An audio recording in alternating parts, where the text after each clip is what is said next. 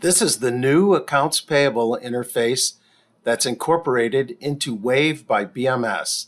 So in addition to your point of sale, inventory, accounts receivable, and purchasing, we now have accounts payable. Payroll and general ledger are still legacy products in our Linux, so those are separate and not integrated into a Wave at this point. So when accounts payable really exists in one screen. That screen is divided into three sections. On the left is all your search, where you're looking up information on invoices in accounts payable.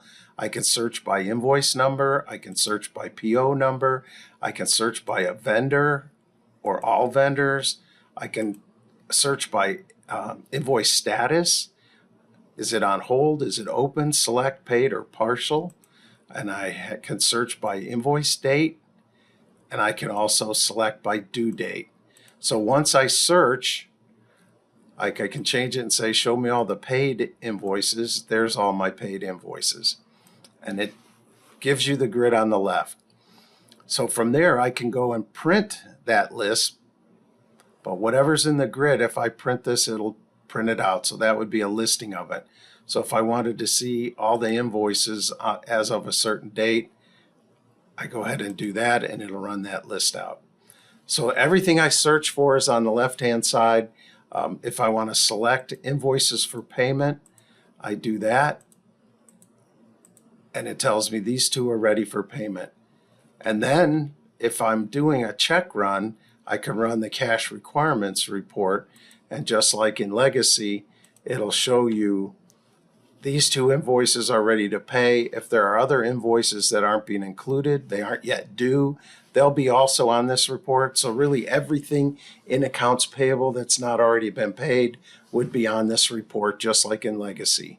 So you can put invoices on hold, you can partially pay, you can change the due date, but once you get all the invoices ready to be paid, then you go through the pay cycle. In the center of this screen is the detail on each one of those invoices. So if I highlight the invoice, it gives me everything on it. So like I went back before and I said, show me all the paid invoices. So I could select any one of these and go back and look at it, and there's everything about it. There's the invoice number. It was an invoice. It's for this amount. It was the invoice date of that, due date of that.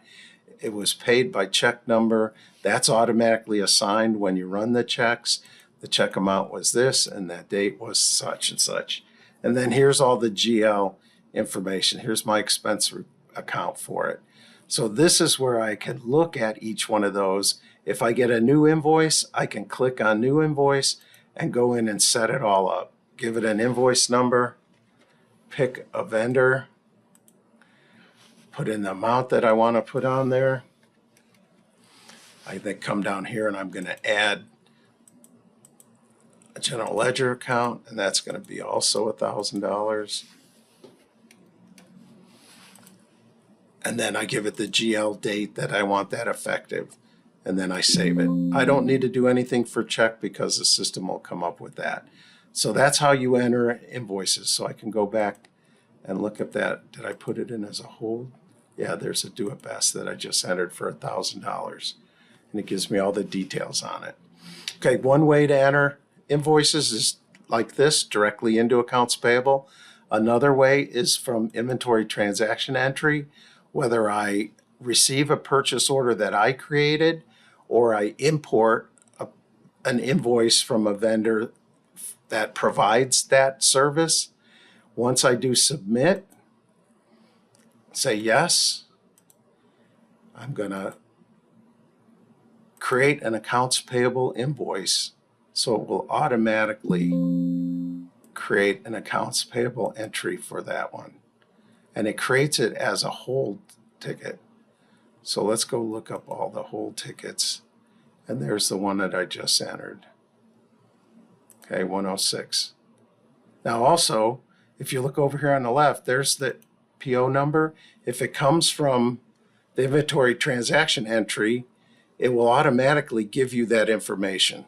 So it comes through as a hold because You don't necessarily want the people that are receiving the product to be making decisions that are going to affect your accounts, your financial setup. So it comes in as a hold. And then once you receive the hard copy of that, you can then insert that invoice number.